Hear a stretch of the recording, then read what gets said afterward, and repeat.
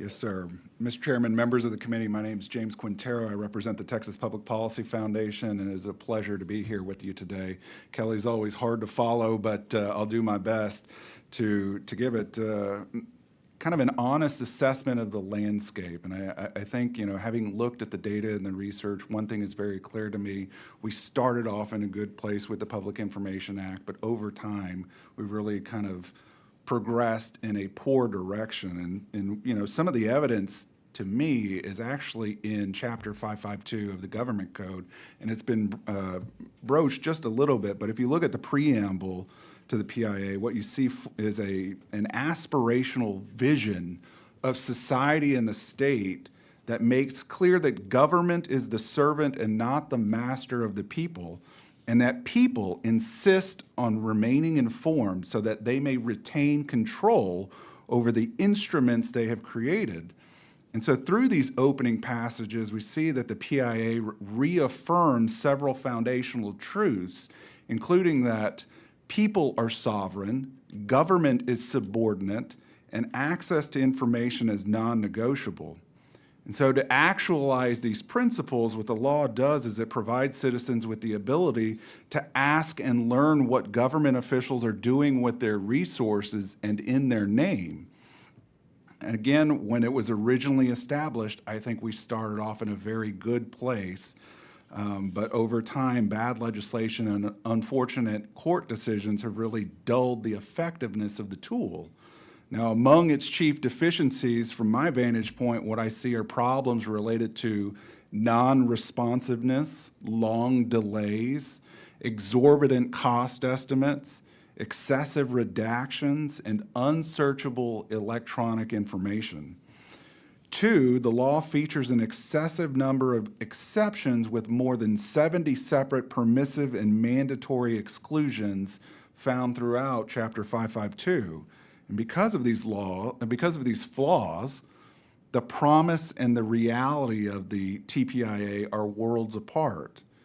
Now, as evidence, I've provided you a bit of data. I'll share with you a few quick stories, and I've included a big, long, boring white paper that you're welcome to read through at some later point.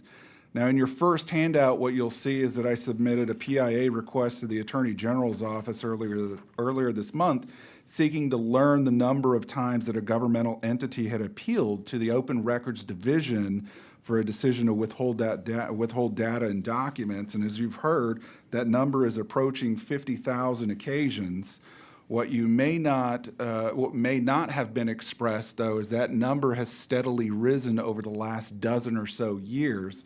If we go back in time to 2014, we can see that that number is effectively halved.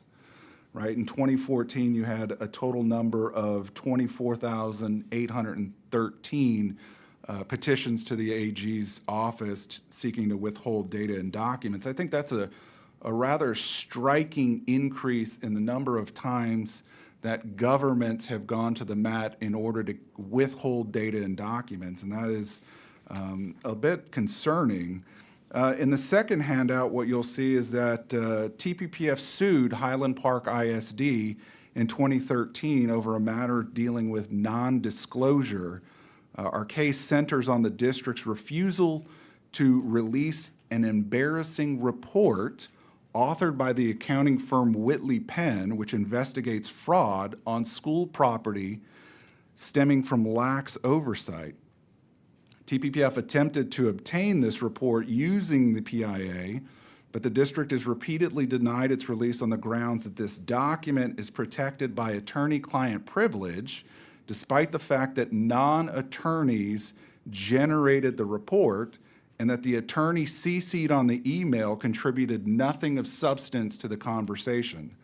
This case is currently under review at the Texas Supreme Court. In your third handout, what you'll find is an excerpt from a larger study that elevates a range of cost estimates that my policy team encountered when we engaged in a PIA exercise back in 2013 to explore the intersection of school district bond propositions and special interests. In this exercise, a similar set of questions was sent to nearly 1 dozen ISDs seeking contracts expense reports, and demographic studies. And in response, most districts released some measure of information, to their credit, but many of those partial information releases were accompanied by a cost estimate seeking some payment for the remainder. Now, in a few cases, I will admit, these estimates were within reason. In other cases, they were somewhat prohibitive. And in one case, a district wanted $33,000 to respond and required half of the money up front. Needless to say, our nonprofit employees opted for a different route in that instance. Now, in the fourth handout that you've been provided, we have joyfully collaborated with FOIFT and a few others to seek information related to the number of times that governments have received a request, how many times they've gone to the AG's office, what they pay for outside counsel. We have selected 20 different school districts to send the same request to, and I can tell you that despite starting this project 6 months ago and having a halfway decent handle on the PIA and all of its various workarounds, both on my part as well as their part, I can tell you that I am still, to this day, negotiating with school districts to get even a smidgen of information out of them. And I do this for a living. And so if I'm having this much trouble with obstinate governments, I can only imagine how much worse off the average person is when they try to go to their local government with a question. Now, the last handout that we have is, again, a long, boring paper that examines the proliferation of PIA exceptions. I won't bore you with all the details in it. The thrust of the paper is that there are far too many permissive and mandatory exceptions. These exceptions invite government secrecy, and we need to eliminate or modify these exceptions in order to restore the presumption of openness, again, that is articulated so well in the preamble.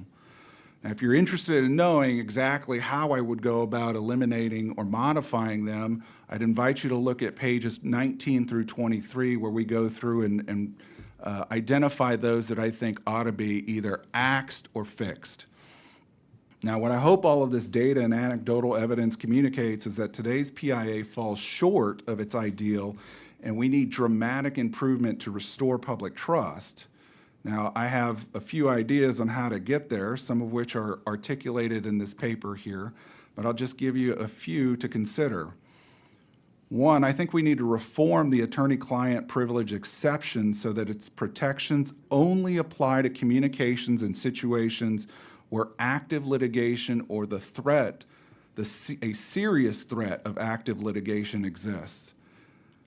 This will inhibit the bad and growing practice that is, I think, particularly observable among local governmental entities wherein they CC an attorney on things they don't want disclosed in order to shield it from the public. I also agree with Kelly. I think we need to eliminate the 20% overhead charge that permits a governmental body to collect a premium from requesters. I would also like to see new penalties for governmental entities that ignore requesters, that unilaterally violate statutory deadlines, or vexatiously petition the ORD to withhold information. I think it's very clear that a lot of local governments will throw everything in the kitchen sink into a petition request to the AG's office seeking to withhold information. Where those petitions are deemed invalid or excessive, I think the governing body ought to suffer some punishment, right? There ought to be some teeth in the law to protect a requester's right to know what their governments are doing and why they're doing it. And so with that, I want to thank you for your time. This is a very important matter, especially in today's environment where public trust is nearing an all-time low. I think this is a really good way that the Texas Legislature can improve the environment, and I want to thank you for your time. Thank you. I'll show you